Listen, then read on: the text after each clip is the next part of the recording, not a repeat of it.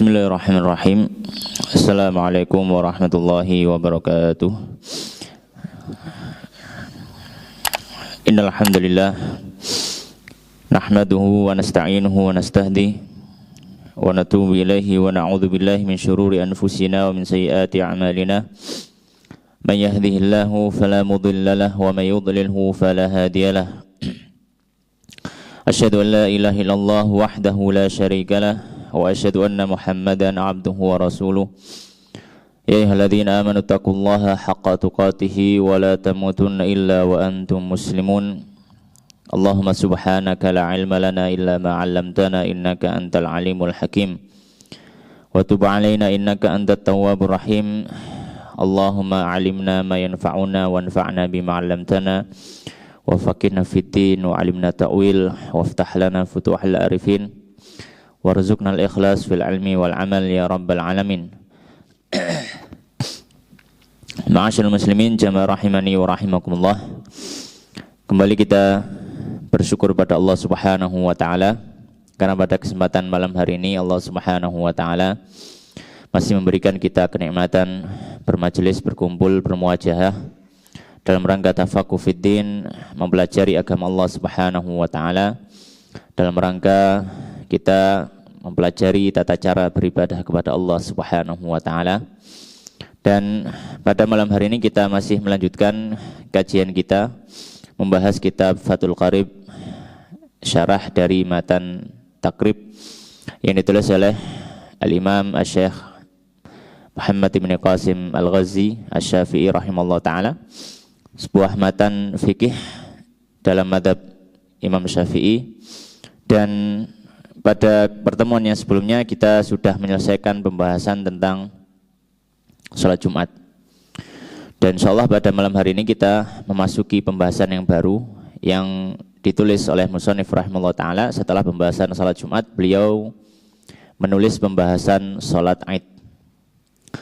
Ma'asyiral muslimin jamaah rahimani wa rahimakumullah. Sebelum kita baca apa yang ditulis oleh musannif rahimahullah ta'ala, perlu kita ketahui bahwasanya salat Id salah satu syariat yang Allah Subhanahu wa taala ciptakan untuk kaum muslimin, yang mana salat ini kita laksanakan ada dua salat Id, yaitu Idul Fitri dan juga Idul Adha. Yang secara bahasa kata al-Aid berasal dari kata al-Aud yang artinya kembali. Yang artinya kembali. Kenapa salat Id ini dinamakan dengan Id?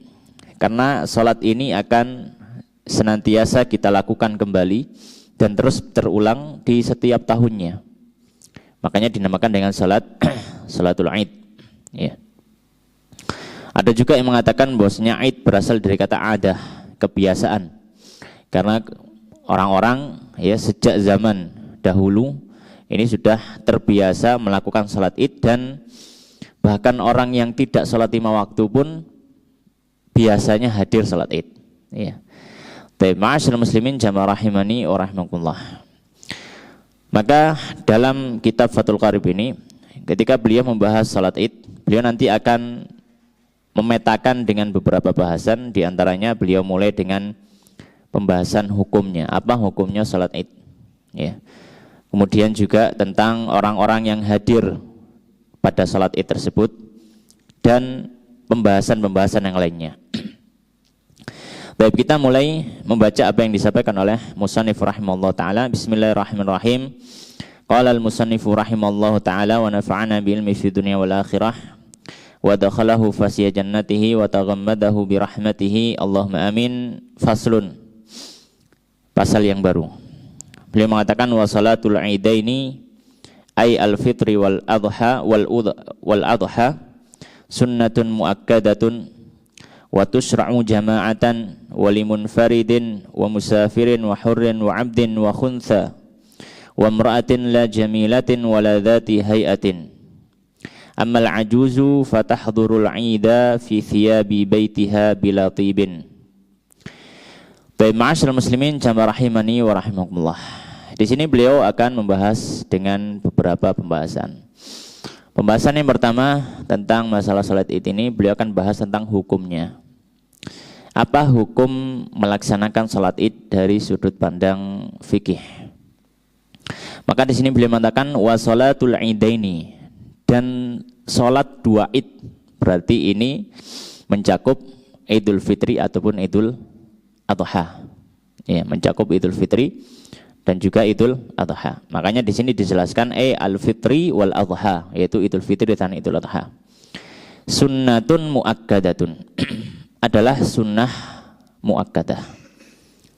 Maka poin yang pertama di sini kita tahu hukumnya bahwasanya salat Id baik Idul Fitri ataupun Idul Adha dari sudut pandang fikih maka dia dihukumi sunnah muakkadah, sunnah yang sangat ditekankan. Yang dampaknya nanti apa? Dampaknya kalau misalkan ada orang yang tidak mengikuti pelaksanaan salat Id, maka dia tidak mendapatkan dosa. Maka dia tidak mendapatkan dosa. Dan dampak selanjutnya juga, misalkan dalam satu kampung tidak ada pelaksanaan salat Id, orang-orang tidak ada yang melaksanakan salat Id, ya, maka ini mereka juga tidak dihukumi sebagai orang-orang yang melakukan pelanggaran atau mendapatkan dosa, karena secara hukum dia adalah sunnah muakkadah. Ya. Apa landasannya? Apa dalilnya? Bahwasanya salat Id ini adalah sunnah muakkadah. Dalilnya adalah firman Allah Subhanahu wa taala di dalam Al-Qur'an. Seperti Allah Subhanahu wa taala menyampaikan fasholli li rabbika wanhar. Dan salatlah untuk Rabbmu dan menyembelihlah. Wanhar. Nahar itu menyembelih. Ya, nahar itu menyembelih. Ya, menyembelih onta, penyembelihan onta itu dalam bahasa Arab disebut nahar. Kalau menyembelih hewan seperti sapi atau kambing dalam bahasa Arab disebut dzabah. Agak beda. Kenapa beda? Karena nahar itu nyembelihnya di leher, ya, pada bagian leher yang dekat dengan tubuh. Karena onta kan lehernya panjang. Maka penyembelihan yang tempat penyembelihannya itu pada leher yang dekat dengan tubuh, maka dinamakan nahar. Tapi kalau penyembelihan dengan posisi tempat sembelihan itu yang ada di leher dekat dengan kepala, namanya dzabah. Ya, namanya apa? Dzabah. Maka al-kulihal, para ulama ketika menafsirkan ayat ini, mereka menyampaikan fasholli li rabbika wanhar, ini konteksnya adalah untuk salat Idul Adha. Konteksnya adalah untuk salat Idul Adha. Ya. Baik. Nah, mungkin akan timbul pertanyaan, di situ ada perintah Allah. Fasholli itu kan perintah, salatlah. Maka katanya, kenapa perintah ini tidak dimaknai sebagai sebuah kewajiban? Kalau kita tahu dalam ilmu ushul fikih, perintah hukum asalnya wajib. Namun kenapa di sini tidak wajib? Maka yang menjadikan hukum perintah tadi turun dari wajib menjadi sunnah adalah indikasi hadis yang lain, di mana ada seorang Arab Badu yang datang kepada Nabi bertanya tentang agama Islam, termasuk juga bertanya tentang salat. Maka Nabi Shallallahu Alaihi Wasallam menyampaikan tentang salat yang wajib, ya, as-salawatul khams fi kulli yaumin wa lailah. Salat 5 waktu untuk sehari semalam. Maka orang Arab tadi menanyakan, ya Rasulullah, hal alayya ghairuha, apakah saya punya kewajiban lain untuk sholat ini? Maka kata Nabi SAW menyampaikan apa? La illa an tatawwa, tidak ada kewajiban kecuali kalau kamu mau mengamalkan amalan sunnah. Dalam artian berarti selain sholat 5 waktu dimaknai secara hukum fikih dia adalah sunnah. Meskipun demikian bukan berarti kita meremehkan. Ya, sering saya sampaikan ketika mengajarkan tentang masalah fikih ini, kita belajar fikih, mengetahui hukum, bukan tujuannya untuk meremehkan terus memilah-milah. Ah, wong sunnah saja saya nggak usah lakukan. Bukan seperti itu. Ya, bukan seperti itu tujuan kita belajar fikih. Tujuan kita belajar fikih mengetahui hukum supaya ya paling tidak kita lebih mengetahui secara mendalam, secara mendetail. Jadi bukan untuk litasyahi, untuk menuruti syahwatnya, saya tinggalkan saja. Ya saya malas karena malasnya, tidak seperti itu. Ya. Bahkan kalau semacam ini sangat dibenci oleh para fuqaha sendiri. Karena para fuqaha ketika menentukan sebuah hukum dalam kasus fikih bukan tujuannya untuk dibuat enak-enakan, kecuali kalau memang ada kebutuhan dalam masalah itu. Tapi ala kulli hal, ini hukum yang mu'tamad dalam mazhab Syafi'i. Ya, yang mu'tamad dalam mazhab Syafi'i dalam artian hukum resminya mazhab Syafi'i bahwasanya salat Id adalah sunnah muakkadah. Sebagian ulama yang lain memandang salat Id ini hukumnya adalah fardu kifayah. Salat Id hukumnya apa? Fardu kifayah. Alasannya apa? Alasannya karena Nabi tidak pernah meninggalkan. Ya, sejak pensyariatan salat Id ini, Nabi dan para sahabat tidak pernah meninggalkan. Ya, maka limuwadzabatin Nabi, karena sudah menjadi sebuah kebiasaannya Nabi bahkan tidak pernah ditinggalkan, maka ini menjadi sebuah kewajiban, indikasi kuat bahwasanya itu sebuah kewajiban. Ya. Namun bisa dijawab bahwasanya tidak semua yang senantiasa dikerjakan Nabi otomatis itu indikasi hukumnya wajib. Ya. Karena ada beberapa amalan yang bahkan mungkin dihukumi sunnah, Nabi tidak pernah meninggalkan. Nabi tidak pernah meninggalkan. Baik. Maka ini adalah hukum salat Id.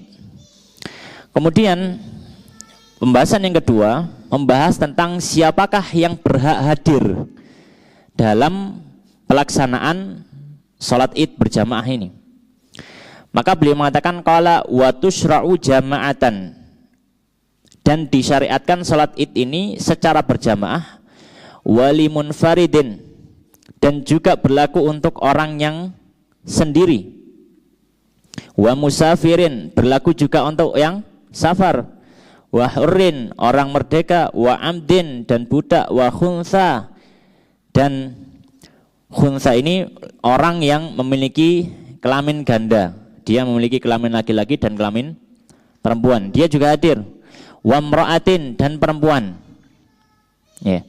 Maka secara asal semua kaum muslimin disyariatkan untuk ikut hadir dalam pelaksanaan salat Id. Dan pelaksanaan salat Id ini yang lebih utama dilaksanakan secara berjamaah. Yang lebih utama. Maka termasuk salat sunnah yang disunahkan berjamaah adalah salat Id. Salat sunnah yang disunahkan berjamaah adalah salat Id. Namun kalau misalkan dikerjakan sendiri, apakah boleh? Boleh. Kalau zaman Covid dulu waktu salat Id, ya, kalau misalkan ada orang yang salat Id sendirian, apakah boleh? Boleh. Tidak masalah. Ya, salat Id sendirian. Tapi kalau salat Id sendirian tidak ada khutbah, cukup dia salat Id saja. Baik, oleh karenanya beliau mengatakan disyaratkan untuk jamaah ataupun sendiri. Orang musafir juga dianjurkan untuk hadir. Wanita, laki-laki, budak, merdeka, semuanya hadir. Ya. Bahkan wanita-wanita kalau dia dalam kondisi haid tetap disunahkan untuk hadir di area sholat selama dia bukan masjid, ya, tapi agak jauh. Untuk apa? Bukan untuk mengikuti sholatnya, tapi hanya untuk ikut bertakbir dan mendengarkan khutbah. Ya. Tapi landasan dalam hal ini apa? Landasannya adalah satu hadis yang diriwayatkan Imam Bukhari dari sahabat Ummu Atiyah radhiyallahu taala anha. Beliau mengatakan, amarana Rasulullah sallallahu alaihi wasallam an nukhrijahunna fil fitri wal adha al awatiqa wal huyyadha wa dhawatil khuduri. Ya. Beliau menyampaikan, kami dulu diperintahkan di zaman Nabi ketika hari Id untuk menyuruh keluar untuk menyaksikan apa? Pelaksanaan salat Id. Siapa saja? Al-awatiq, para budak-budak, wal huyyab, dan wanita-wanita yang sedang haid, wa dzawatil khudur, dan wanita-wanita yang sedang dalam pingitan. Iya.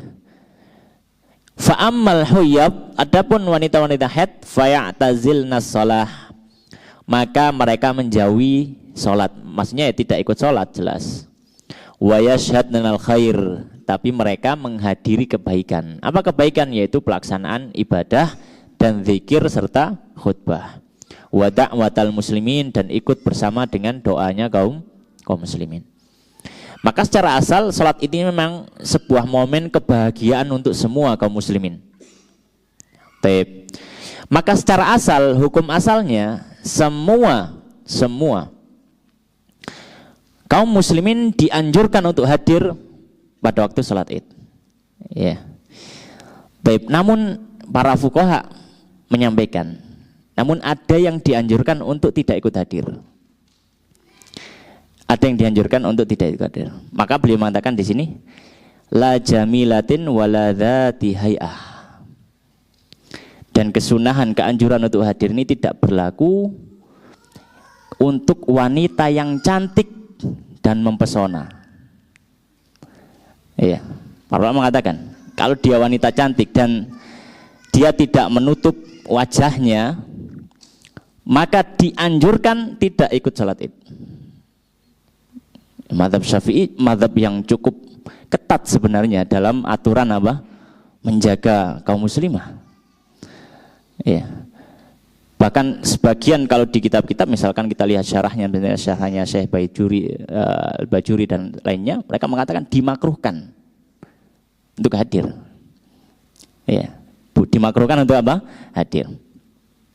Baik. Kecuali kalau memang misalkan menutup apa? Menutup wajahnya sehingga tidak dilihat oleh kaum muslimin, ya, dengan memakai pakaian yang tidak terlalu mencolok bagi wanita-wanita yang masih muda ataupun memiliki paras yang cantik, ya, maka di situ tidak akan menimbulkan fitnah, ya. Namun kalau misalkan sampai terlihat kecantikannya di tengah kaum muslimin, dilarang oleh para fuqaha. Kenapa? Karena ini masuk dalam kategori madhinnatul fitan, masuk dalam kategori yang bisa menimbulkan fitnah bagi kaum muslimin, maka tidak diperkenankan. Ya. Maka beliau mengatakan la jamilatin wala dzati hayatin. Ya. Tidak untuk wanita yang cantik dan juga memiliki pesona. Ya. Kenapa? Karena nanti bisa mengkhawatirkan ada fitnah di kalangan kaum muslimin. Ya. Baik. Amal ajuz, ya. Adapun kalau perempuan apa? Perempuan yang sudah tua. Ya, perempuan yang sudah tua atau sudah berumur gitu ya. Ya. Atau perempuan yang tidak memiliki paras yang apa namanya, yang sangat-sangat cantik, ya biasa saja. Fatahdurul Id, maka silahkan dia hadir Id. Tapi dengan syarat fi thiyabi baitiha, dengan pakaian rumahnya. Apa yang dimaksud dengan pakaian rumahnya? Dengan pakaian yang biasa.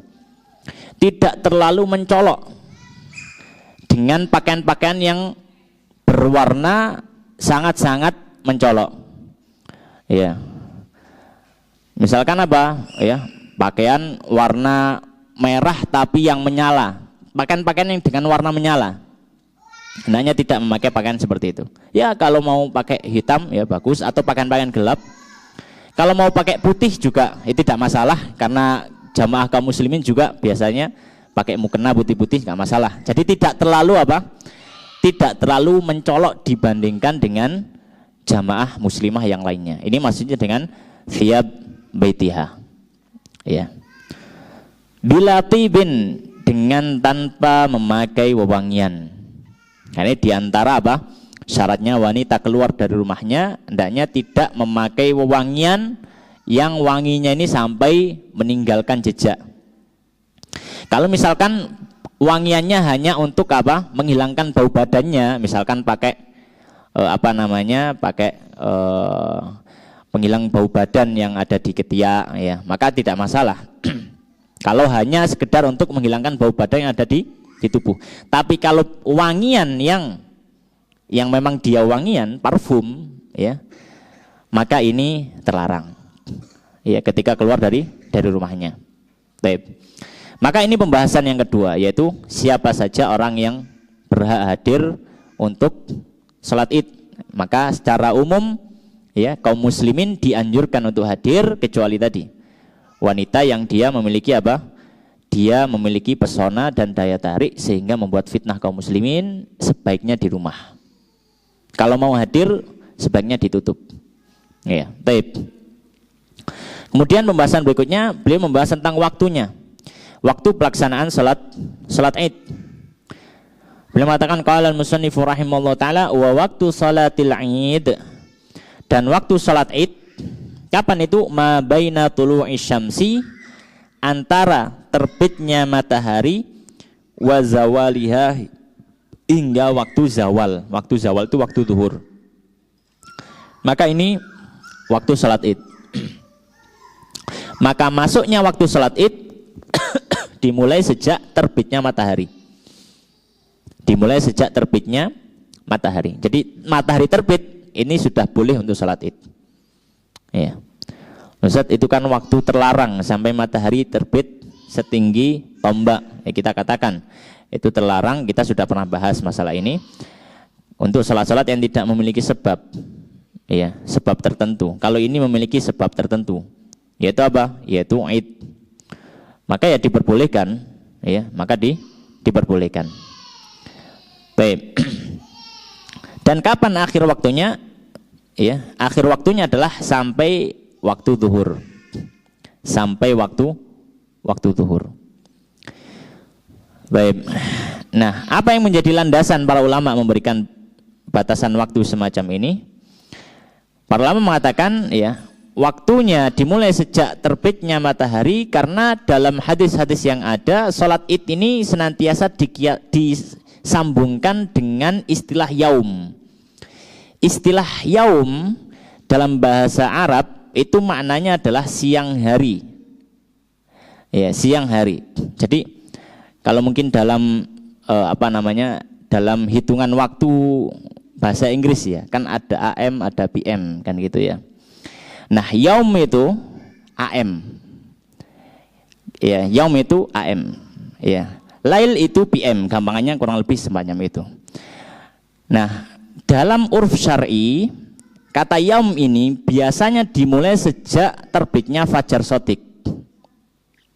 Sejak terbitnya fajar shadiq, yaitu waktu subuh. Ya. Waktu subuh ini sudah masuk kata yaum. Ya, dalam konteks syar'i, ya, kita tidak berbicara tentang waktu, pembagian waktu secara ilmu astronomi atau misalnya, tidak, tapi kita lihat dari sudut pandang fikihnya. Ya. Maka kata yaum ini dimulai sejak terbitnya fajar shadiq. Jadi subuh itu sudah masuk yaum. Ya. Subuh sudah masuk yaum, ya. Kemudian kenapa kok dimulainya bukan sejak terbitnya fajar shadiq? Para ulama mengatakan karena ketika terbit fajar shadiq itu waktunya sholat subuh. Maka tidak mungkin dikumpulkan jadi satu sholat yang dilaksanakan, disunahkan secara berjamaah dalam satu waktu. Maka sejak subuh sampai terbitnya matahari itu waktu miliknya sholat subuh. Oleh karenanya setelahnya baru masuk waktu sholat Id. Di antara landasan, ya, untuk menganalisa hal semacam ini, misalkan kita bisa lihat dari hadis-hadis seperti apa yang disampaikan oleh Abu Sa'id Al-Khudri, ya, hadis riwayat Bukhari. Beliau mengatakan kana Rasulullah sallallahu alaihi wasallam yakhruju yaumal fitri wa yaumal adha, ya, ilal musalla. Nabi sallallahu alaihi wasallam keluar pada yaum, pada siang hari, ya, Idul Fitri dan Idul Adha, ke tempat sholatnya. Fa awwalu syai'in yabda'u bihi as-salatu. Maka yang pertama beliau lakukan adalah sholat. Ini menunjukkan bahwasanya memang sholat Id ini dikaitkan dengan kata yaum. Kemudian dianalisa dengan yang kita sampaikan tadi oleh para fuqaha untuk menentukan. Oleh karenanya dari sini kita tahu kalau misalkan, ya, ada pelaksanaan sholat Id yang dilaksanakan sebelum terbitnya matahari, dianggap sholat Idnya tidak sah.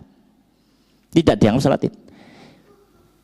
Dan kalau misalkan ada orang yang melaksanakan sholat Id baru matahari muncul sudah melaksanakan sholat Id, kita katakan sholat Idnya sah. Meskipun itu di waktu terlarang sholat. Ya. Dan kapan akhir waktu sholat? Yaitu sampai masuk waktu zuhur. Maka kalau misalkan orang melaksanakan sholat Id misalkan jam 9 pagi, kita katakan apakah sah? Sah. Nah, ini fungsinya, salah satu fungsinya belajar fikih itu supaya kita bisa menjawab pertanyaan dari kasus-kasus yang ada. Kalau kita tidak belajar fikih ya mungkin akan sedikit bingung gitu ya. Ya. Dengan konsep-konsep yang sudah dibuat oleh para fuqaha dalam memetakan hukum-hukum fikih dan juga perkara yang berhubungan dengannya. Ya. Sudah selesai pembahasan yang ketiga tentang waktu sholat id. Sekarang adalah tentang tata cara, kaifiyah, pelaksanaan sholat id sendiri. Maka beliau mengatakan, ya, pembahasan yang keempat, tata cara atau kaifiyah sholat id. Wahiyya qala al-musannifu rahimahullah ta'ala, wahiyya, dan sholat id itu sholatul idi rak'atani, 2 rakaat. Ya. Sholat id itu apa? 2 rakaat. Maka dilaksanakan sebanyak 2 rakaat. Yuhrimu bihima biniyati idil fitri au al-adha. Yang mana orang yang salat itu bertakbiratul ihram, ya, bertakbiratul ihram dengan niatan salat Idul Fitri atau Idul Adha, wa ya'ti bi du'ail iftitah. Kemudian dia membaca doa iftitah. Ya. Maka dianjurkan ketika apa? Ketika kita memulai salat Id, maka yang dilakukan pertama kali apa? Bertakbir, ya, takbiratul ihram, Allahu Akbar. Kemudian baca doa iftitah dulu. Sebelum takbir sunnah, maka membaca doa iftitah dulu. Karena beliau mengatakan wa ya'ti bi du'ai al-iftitah, kemudian membaca doa iftitah. Setelah membaca doa iftitah, beliau mengatakan wa yukabbiru fi raq'atil ula, bertakbir di rakaat pertama sab'an, sebanyak 7 kali, siwa takbiratul ihram, selain takbiratul ihram. Selain takbiratul ihram. Ya, maka disunahkan ketika sudah selesai membaca doa iftitah, kemudian lanjut takbir lagi. Lanjut apa? Takbir lagi. Sebanyak berapa? Sebanyak 7 kali di rakaat pertama. Itu selain takbiratul ihram. Jadi kalau di total dengan menambahkan takbiratul ihram berarti 8. Berarti apa? 8. Jadi setelah takbiratul ihram, Allahu Akbar, bersedekap, membaca doa iftitah, kemudian dia bertakbir lagi. Nah, ketika setiap kali takbir dianjurkan juga untuk mengangkat tangan. Dianjurkan juga untuk mengangkat tangan, kemudian bersedekap setelahnya. Ya. Dan juga para fuqaha menyampaikan dianjurkan juga, ya, untuk menyelingi antara takbir-takbir yang ada dengan zikir. Jadi tidak diam, menunggunya tidak apa? Diam. Di antara zikir, ya, yang bisa dibaca sebagaimana hal ini diriwayatkan oleh Imam Al-Baihaqi dalam kitab Sunan Al-Kubronya dari sahabat Ibnu Mas'ud, ya. Di antara zikir yang bisa dibaca adalah dengan tasbih, tahmid, takbir, bisa. Atau biasa yang masyhur dibaca oleh kaum muslimin, subhanallah, alhamdulillah, wala ilallah, wallahu akbar. Ya, kata sahabat Ibnu Abbas, ini adalah al-baqiyatus shalihat. Ya.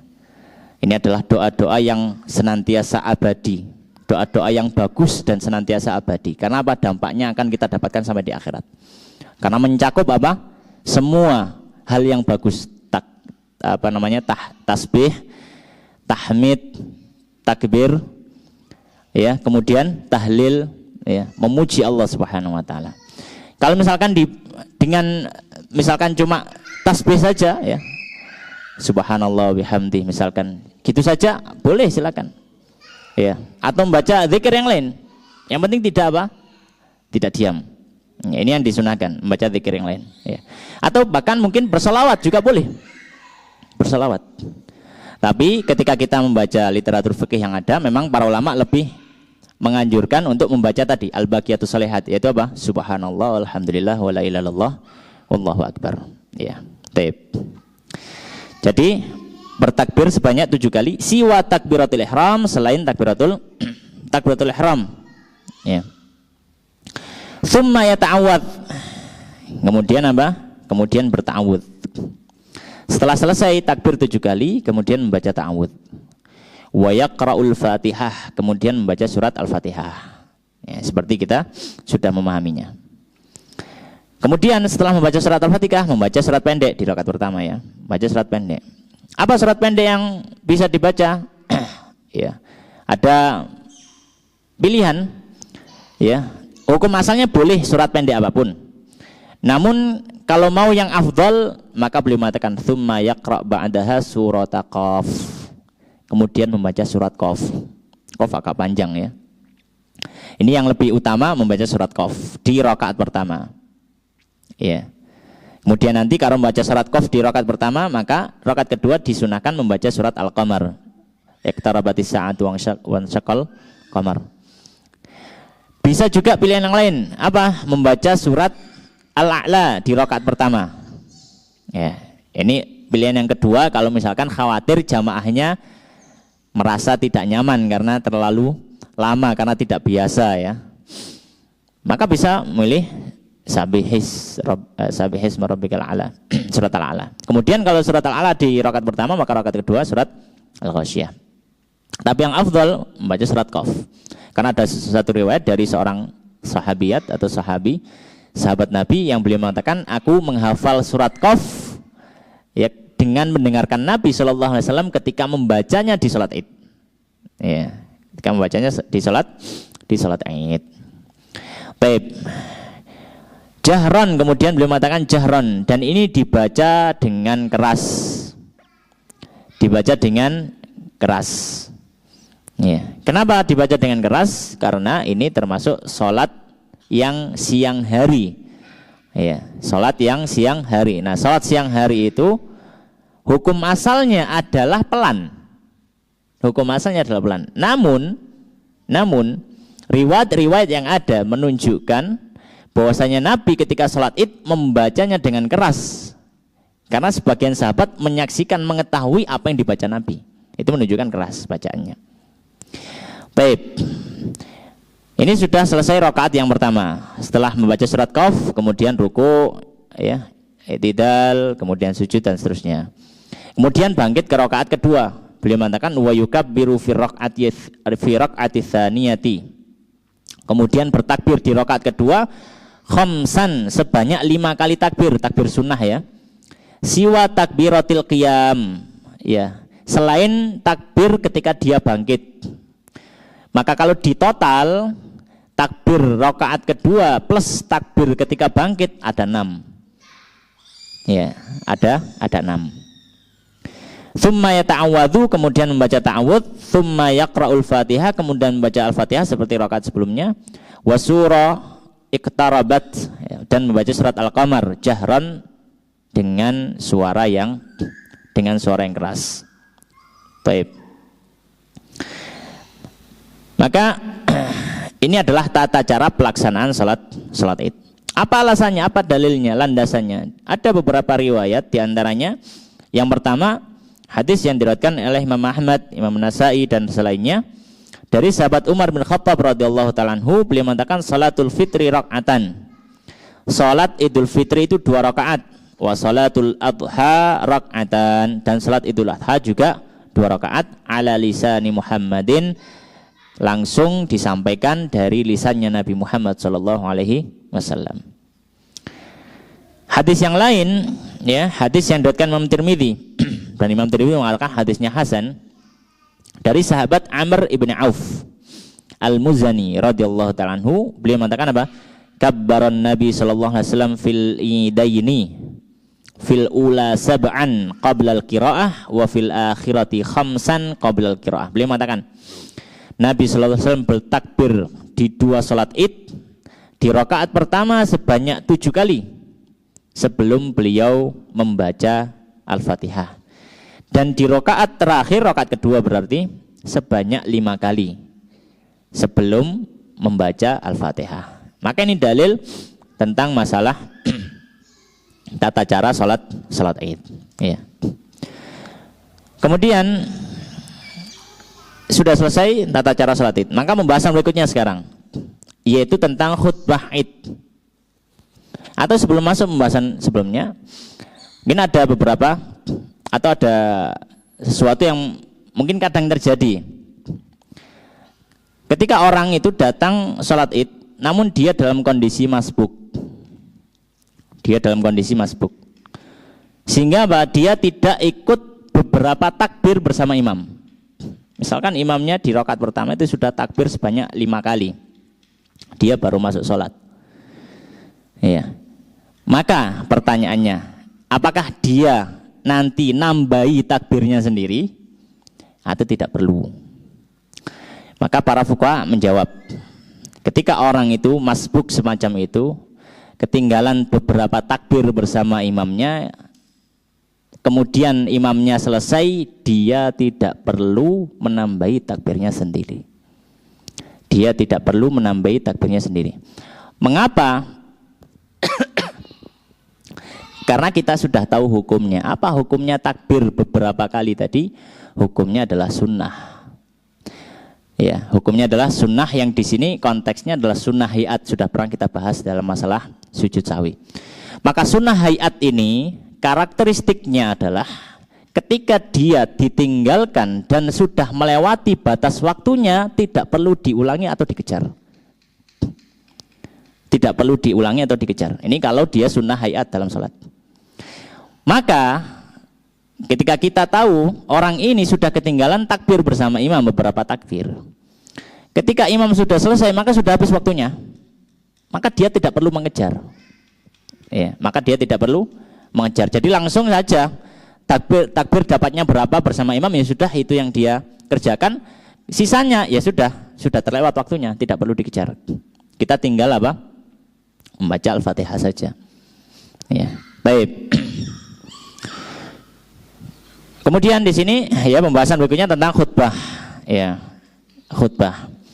Nah, perlu kita ketahui khutbah id ini juga hukumnya sunnah. Hukumnya sunnah. Dalam artian apa dampaknya nanti kalau kita tahu hukumnya khutbah id ini sunnah? Maka dia ikut hadir khutbah atau tidak mempengaruhi keabsahan sholat sama sekali. Beda dengan sholat Jumat. Ya, kalau sholat Jumat khutbah ini harus, maka imam tidak boleh mengadakan sholat Jumat tanpa ada khutbah. Tapi sholat id khutbahnya ini sunnah. Maka imamnya misalkan ada pelaksana sholat id, tiba-tiba habis sholat, ya selesai sudah, loh kok nggak ada khutbahnya? Maka mungkin akan bertanya-tanya, kalau gitu ini id, sholat idnya sah atau tidak? Nah, kita sudah belajar fikih bahwasanya khutbah pada salat id hukumnya sunnah. Kita katakan salatnya tetap sah, tidak mempengaruhi keabsahan salat. Meskipun ini sesuatu hal yang dibenci, ya dimakruhkan karena menyelisih sunnah Nabi SAW. Tapi secara hukum fikih kita katakan sah. Jadi tidak perlu mengulangi apa? Salat id. Baik, maka di sini beliau mengatakan qala wa yakhtubu nadban ba'dahuma, dan disunahkan berkhutbah setelah 2 rakaat ini. Dengan berapa kali khutbah? Khutbataini, dengan 2 kali khutbah. Dalam mazhab Syafi'i, semua khutbah dalam sholat ada 2 kali, dijeda dengan duduk. Dalilnya apa? Kias kepada khutbah Jumat. Dalam hadis-hadis yang menceritakan tentang khutbahnya Nabi pada waktu sholat, seperti sholat istisqa atau sholat kusuf atau salat id, Nabi berkhutbah itu biasanya konteksnya umum, kemudian Nabi berkhutbah setelah itu. Tidak disebutkan dengan sekali khutbah atau 2 kali khutbah, enggak. Maka karena dia sifatnya umum, maka dicari dalil yang lain yang bisa memperinci secara spesifik. Didapatkan khutbah Jumat dengan bentuk yang sama dari sisi sama-sama pelaksanaan sholat yang ada khutbahnya. Maka kalau sholat Jumat khutbahnya 2 kali, khutbah di selain sholat Jumat juga 2 kali. Maka dalilnya di sini apa? Qiyas. Maka khutbahnya 2 kali. Ya, dijeda dengan duduk. Dijeda dengan duduk. Ya. Dan di samping dalilnya adalah qiyas, dalil yang lain adalah ada hadis secara jelas menjelaskan. Hadisnya Abu Sa'id Al-Khudri radhiyallahu taala, hadisnya Jabir bin Abdullah yang diriwayatkan oleh Ibnu Majah. Dari sahabat Jabir radhiyallahu taala anhu, beliau mengatakan apa? Anna Nabi sallallahu alaihi wasallam kharaja yauma fitrin au adha. Nabi SAW keluar pada hari Idul Fitri dan Idul Adha. Fa khataba qa'iman, beliau khutbah dengan berdiri. Tsumma qa'ada qa'datan. Kemudian Nabi duduk sejenak. Tsumma qama, kemudian berdiri lagi. Ini menunjukkan apa? Khutbah Id dilaksanakan 2 kali khutbah, dijeda dengan duduk. Baik. Kemudian beliau mengatakan, yukabbiru fibtida'il ula tis'an. Disunahkan ketika memulai khutbah Id dengan bertakbir. Di khutbah pertama berapa kali? 9 kali wilaan secara berkesinambungan, secara berkelanjutan.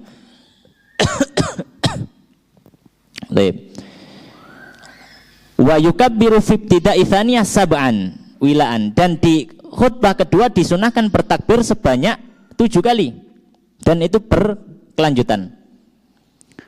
Walau fasala bainahuma bitahmidin wa tahlilin wa tsana'in kana hasanan. Seandainya di sela-sela takbirnya tadi diselai dengan tahmid, ya, tahlil atau pujian kepada Allah, maka bagus, enggak masalah. Tapi yang penting apa? Disunahkan tadi takbirnya, memulai dengan takbir. Apa landasannya? Landasannya ini sebagaimana yang disebutkan oleh Al-Imam Syafi'i rahimahullah ta'ala dalam kitabnya Al-Um. Alhamdulillah di sini ada kajian kitab Al-Um, ya. Imam Syafi'i meriwayatkan dalam kitabnya Al-Um, ya, dari Ubaid ibni Abdullah ibn Utbah rahimahullah ta'ala, ya, seorang tabi'in yang mulia. Beliau mengatakan, ma'as sunnatu fit takbir yaumal adha wal fitri alal minbar qabla al khutbah an yabtadiyal imamu qabla an yakhtub wa huwa qa'im alal minbar bitis takbiratin tatra. Kata Imam Syafi'i meriwayatkan dari seorang tabi'in, ya, bahwasanya seorang tabi'in mengatakan termasuk sunnah dalam takbir, ya, di hari Idul Fitri dan Idul Adha di atas mimbar sebelum khutbah, imam itu memulai sebelum khutbahnya dalam kondisi berdiri di atas mimbar, memulai dengan apa? Tis'i takbirat, 9 kali takbir, dan itu berkelanjutan. Ya. La yafsil bainahuma bikalam tsumma yakhtub. Ya, tidak dijeda dengan ucapan. Ya. Kemudian berkhutbah, kemudian ia jelis jalsah, tsumma yaqumu fil khutbati tsaniyah fa yaftatihuha bi sab'i takbiratin tatra. Kemudian setelah itu duduk, berdiri untuk khutbah kedua, kemudian bertakbir sebanyak 7 kali. Maka landasan dari amaliyah ini membuka khutbah Id dengan takbir itu diriwayatkan Imam Syafi'i dari tabi'in, dan ini amaliyah dari apa? Dari tabi'in. Iya. Jadi memang tidak ada riwayat kalau dari apa? Dari Nabi atau dari sahabat tentang masalah ini, tapi hal ini diriwayatkan dari zaman tabi'in. Sedikit pembahasan berikutnya, beliau sudah selesai membahas salat Idnya. Maka di sini beliau membahas tentang takbiran. Kenapa pembahasan ini dibahas? Karena sangat erat hubungannya. Ketika pada hari Id, termasuk kesunahan yang disunahkan adalah bertakbir. Ya, dan sebenarnya takbiran ini adalah salah satu bentuk ibadah kita kepada Allah. Dia adalah zikir. Maka hendaknya dilaksanakan, ya, dengan penuh kesadaran dan dengan penuh perasaan kepada Allah Subhanahu wa taala. Ya. Maka termasuk hal yang sangat disayangkan ketika sebagian kaum muslimin yang harusnya itu adalah zikir yang sakral, gitu ya. Zikir yang dia adalah salah satu bentuk ritual ibadah kita. Zikir kepada Allah kemudian diiringi dengan alat musik yang ini bisa merusak dari kesakralan takbir. Ya. Kesakralan zikir pada Allah Subhanahu wa taala. Apalagi ini berarti dia menyandingkan suatu hal yang dianjurkan dalam syariat dengan sesuatu yang dilarang oleh syariat. Kita tahu kalau dalam mazhab Syafi'i itu alat musik selain rebana itu sangat-sangat keras para ulama Syafi'i yang memandang hal itu. Ya, bahkan mereka mengatakan bahkan sampai pada derajat tidak boleh memperjualbelikan. Bahkan menyewakan tidak boleh. Ya. Jadi hal semacam ini termasuk hal yang hendaknya kaum muslimin sadari. Jadi takbir itu adalah sebuah bentuk zikir kita kepada Allah, dan dia bentuk ibadah kita kepada Allah. Jadi hendaknya Pak dijaga kesakralannya itu. dijaga keagungan daripada bertakbir memuji Allah Subhanahu wa taala. Baik.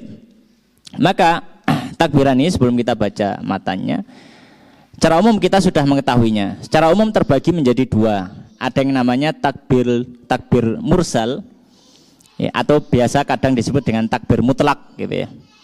Ada yang disebut dengan takbir muqayyad, ya. Ada yang disebut dengan takbir muqayyad. Baik, yang dimaksud dengan takbir mutlak atau takbir mursal ini, ya, adalah takbir yang dianjurkan dibaca dimanapun. Ya, namanya mutlak atau mursal itu lepas, artinya lepas. Jadi tidak terikat dengan waktu-waktu tertentu untuk membaca takbir ini, kesunahan membaca takbirnya. Ya. Dan takbir mutlak atau mursal ini berlaku untuk Idul Fitri ataupun Idul Adha. Berlaku untuk Idul Fitri maupun Idul Adha. Kapan dimulainya? Yaitu sejak malam Id. Sejak tenggelamnya matahari malam Id, ya. Maka ini sudah mulai disunahkan takbir mutlak atau takbir mursal, dibaca dimanapun, ya. Imam Syafi'i menyampaikan silakan dibaca di jalan, ya, bertakbir di jalan, di masjid, di rumah, di pasar, ya, dimanapun silakan bertakbir, ya. Taib. Kemudian yang kedua adalah takbir muqayyad. Muqayyad ini maknanya takbir terikat. Kenapa disebut takbir terikat? Karena takbir muqayyad ini takbir yang disunahkan dibaca hanya pada waktu selesai sholat. Tidak bebas kapanpun, tidak. Kesunahannya hanya berlaku ketika selesai sholat. Dan takbir muqayyad ini hanya ada pada Idul Adha. Hanya ada pada Idul Adha, ya. Baik. Nah, kapan waktunya takbir muqayyad? Yang muktamad dalam mazhab Syafi'i, takbir muqayyad dimulai sejak setelah sholat subuh pada hari Arafah. Jadi yang diamalkan kebanyakan kaum muslimin di negara kita, yang biasanya mereka memulai takbir muqayyadnya pun ketika ketika matahari sudah tenggelam pada malam Id, ya. Ini tidak mengikuti pendapat muktamad dalam mazhab Syafi'i sebenarnya. Kalau mazhab Syafi'i tanggal 9 sudah takbir muqayyad. Setelah salat subuh. Itu sudah takbir muqayyad, sudah mulai takbiran habis salat. Tanggal 9. Ya, setelah salat subuh sampai kapan? Akhirnya adalah sampai sebelum tenggelamnya matahari pada akhir hari tasyrik. Ya, tanggal 13. Sebelum tenggelam matahari. Maka ini takbir muqayyad. Di jangka waktu ini sejak tanggal 9, 10, 11, 12, 13 disunahkan bertakbir setiap kali selesai sholat. Mau sholat wajib maupun sholat sunnah. Mau sholat wajib maupun sholat sunnah. Taib, itu ringkasan secara umum, ya. Taib. Nah, sekarang kita baca apa yang disampaikan oleh Musannif rahimahullah ta'ala. Beliau mengatakan qala wa takbiru ala qismain, ya. Takbir terbagi menjadi dua. Mursalun, yang pertama takbir mursal. Apa takbir mursal itu? Wa huwa ma la yakunu akiba salatin, yaitu takbir yang tidak hanya ada setelah salat. Ya, yaitu dia takbir yang bebas, tidak harus selesai salat. Yang kedua, wa muqayyadun, takbir muqayyad. Wa huwa ma yakunu akibaha, yaitu takbir yang disunahkan dibaca setelah salat saja. Wa bada al-musannifu bil awal. Maka di sini Al-Imam Abu Syuja beliau memulai dengan pembahasan pertama, yaitu takbir mutlak. Beliau mengatakan faqala, maka mengatakan wa yukabbiru nadban, dan disunahkan bertakbir, ya. Kullun min dzakarin wa untha wa hadirin wa musafir. Nah, untuk takbir ini disunahkan untuk membacanya siapapun, mau laki-laki, perempuan, orang yang sedang mukim, orang yang sedang safar, ya. Jadi kalau pas mudik kok malam takbiran, disunahkan takbiran di jalan, ya. Fil manazili, di rumah, wa turuk, dan di jalan-jalan, wal masajid, di masjid, wal aswaq, ataupun di pasar-pasar. Pokoknya di tempat manapun selama itu memang layak dan boleh untuk disebutkan nama Allah. Kecuali kalau tempat-tempat yang tidak layak seperti apa? Kamar mandi dan seterusnya. Min kapan mulainya? Min ghurubi syamsi min lailatil id. Yaitu sejak tenggelamnya matahari pada malam id. Ya, pada malam id. Idul Fitri, yaitu Idul Fitri. Dan juga dikiaskan kepada Idul Fitri Idul Adha juga. Tidak sebutkan di sini. Dan takbir ini berlangsung ya. Oh ya, lupa tadi. Takbir mutlak. Ya, berakhirnya kapan takbir mutlak? Hingga mulai sholat id. Berakhir takbir mutlak hingga mulai salat id. Makanya beliau mengatakan wa istamiru hadat takbir ila an yadkhulal imamu fi salati lil id. Dan takbir mutlak ini berlangsung disunahkan hingga imam mulai salat id. Iya. Beliau mengatakan wala yusannu takbir lailata idil fitri akibat salawat. Ya, sekarang ada satu masalah yang beliau singgung tentang masalah apakah setelah salat untuk Idul Fitri juga disunahkan bertakbir. Ada dua pendapat. Yang muktamad dalam mazhab Syafi'i, habis salat tidak perlu bertakbir untuk takbir mutlak pada Idul Fitri. Idul Fitri karena takbir mutlak Idul Fitri Idul Adha. Ya, tapi yang di sini adalah Idul Fitri karena Idul Adha nanti ada takbir muqayyadnya. Pendapat pertama yang muktamad dalam mazhab Syafi'i tidak perlu setelah salam enggak perlu takbiran. Kalau Idul Fitri. Ya, ini pendapat muktamad dalam mazhab Syafi'i. Akan tetapi Imam Nawawi dalam sebagian kitabnya berpendapat kalau misalkan takbiran juga enggak masalah. Ya. Karena juga ya kaum muslimin banyak melakukannya jadi enggak ada masalah. Karena dia juga masuk dalam kategori mutlak. Jadi memang di kapanpun dia baca takbir ya boleh-boleh saja. Jadi termasuk juga selesai sholat. Makanya beliau mengatakan dan tidak disunahkan bertakbir pada malam id setelah sholat. Walakin An-Nawawi fil adhkar ikhtara annahu sunnah. Tapi Imam Nawawi dalam kitabnya Al-Adhkar beliau mengatakan termasuk juga disunahkan membaca takbir setelah salam selesai sholat di Idul Fitri. Ya, jadi tidak masalah kalau misalkan mau apa baca takbir. Ini takbir yang pertama. Takbir yang kedua takbir muqayyad. Beliau mengatakan tsumma syara'a fit takbiril muqayyad. Ya. Kemudian beliau memulai membahas takbir muqayyad. Faqala, maka beliau mengatakan apa? Wa yukabbiru fi idil adha khalfa salawatil mafruḍah. Dan disunahkan bertakbir ya di Idul Adha di selesai sholat wajib min muaddatin wa faitatin. Baik sholat wajibnya itu sholat yang dilaksanakan di waktunya atau ketika qadha. Wa kadza khalfa ratibatin wa naflin mutlaqin wa salati janazatin. Bahkan disunahkan juga untuk salat sunnah, ba'diyah, qobliyah atau salat sunnah apapun bahkan selesai salat jenazah. Yang penting apa? Dia dihukumi salat disunahkan untuk takbir muqayyad.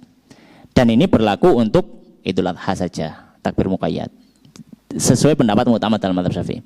Nah, kapan waktunya? Min subhi yaumi Arafata ilal asri min akhiri ayami tasyrik. Beliau mengatakan waktunya dimulai sejak waktu subuh, selesai sholat subuh pada hari Arafah. Sampai kapan? Hingga asar di akhir hari tasyrik yaitu tanggal 13. Kemudian beliau menyebutkan satu pembahasan terakhir yaitu sighah takbir yang diucapkan. Maka di sini beliau mengatakan ya kalau secara asal takbir boleh 2 kali, boleh 3 kali ya. Allahu Akbar, Allahu Akbar, Allahu Akbar, la ilaha. Boleh juga Allahu Akbar, Allahu Akbar. Nah, ada riwayat semuanya. Tapi kalau dalam mazhab Syafi'i lebih condong 3. Dan boleh menambahkan dengan zikir yang lain, pujian kepada Allah yang lain. Tidak harus hanya membaca Allahu Akbar, Allahu Akbar, Allahu Akbar, la ilaha illallah, Allahu Akbar, Allahu Akbar, lillahilhamd. Enggak harus itu. Tapi bisa ditambahi dengan yang masyhur di masyarakat itu juga disampaikan oleh Imam Syafi'i dalam kitabnya Al-Um.